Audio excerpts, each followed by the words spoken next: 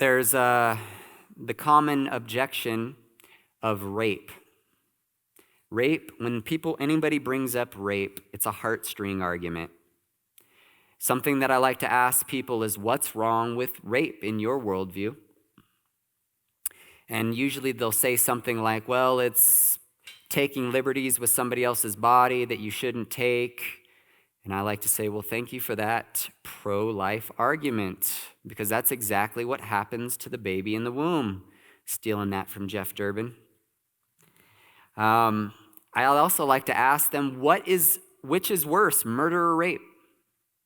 Which one's worse? Because there's a baby being murdered. Which one of those is worse? And what I like to tell them is, I don't think that we should kill the child for the sins of the father. That's not how we deal with justice. We shouldn't kill the baby because of what the father did, if that's the case. Also, what about disabled or poor people? What if they're going to be disabled or poor? This is a foolish argument. No, I don't think we should kill disabled or poor kids. Fetus argument. Fetus is a Latin word meaning offspring, and for humans, that means baby or child. You'll hear Jeff Durbin say this a lot. Why are you speaking Latin? Let's just call it what it is in English. It's a baby. Fetus is also a state of development like adolescent, teenager, adult. All they're doing is using language to dehumanize another human being. Same thing the Nazis did in Germany when they said it's not a person, it's a Jew. I should be able to kill it. Same argument. This is something that's important for us to understand. And we need to call abortion what it really is. It's murder. And the reason that we need to call it that is because whoever controls the language will control the fight. They'll say it's a fetus. It's not a baby. They'll say it's a pregnancy. It's not a child. They'll say it's not murder. It's just terminating a pregnancy. That is not what God's word says. It's murder. We need to call it that. If we don't call it that, they're winning the language battle and we're just falling in line with what they've determined it is. God's word is truth. He sets the standard. We need to stick to his word and what his word says about it. The sled argument, this is huge. The only difference between the child outside of the womb and the child in the womb can be broken down to these four things. And this is called the sled argument. It's size, level of development, environment, and degree of dependency. Let's start with size. We don't kill people based on their size. If this was true, I would still be able to kill my 3-month-old, my 2-year-old, my 5 and 4-year-old.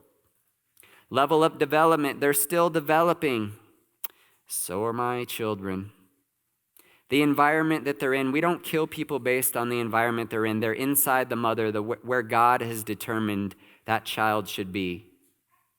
And degree of dependency, you'll hear this argument, well, the baby depends on me for life. I should be able to kill it. We don't kill people because they depend on us for life, right? That doesn't give us the right to murder them. Yes, that baby does depend on you for life, Mom. That's how God intended it. He thought that would be the safe place for the baby to grow and develop, right? Inside its mother. But instead, what have we done? We've turned it into a death camp. The baby can't run away. It can't defend itself. And usually, the baby's discarded and thrown in the trash. Maybe their parts are sold for a profit. This is what's going on. The clump of cells argument, this is an old, outdated argument. Anyone can go and see that science has evidence now, from scientific evidence now confirms that life begins at conception. The Bible has always stated it. So why hasn't Roe v. Wade been overturned? Well, this is an opinion of the court written by Supreme Court Justice Blackmun. He said, we need to not resolve the difficult question of when life begins. When those trained in the respective disciplines of medicine, philosophy, and theology are unable to arrive at any census, the judiciary at this point in development of man's knowledge is not in a position to speculate as to the answer. Well, we have the answer now.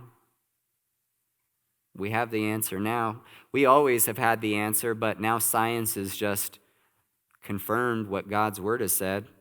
If what we're doing out there isn't loving, then I don't know what is. 60 million murdered in our country, that's a scary count. Rooms become a death camp, trash can a burial. American Holocaust, more than all the soldiers lost in every single war. It's an era marked in gold. The innocent defense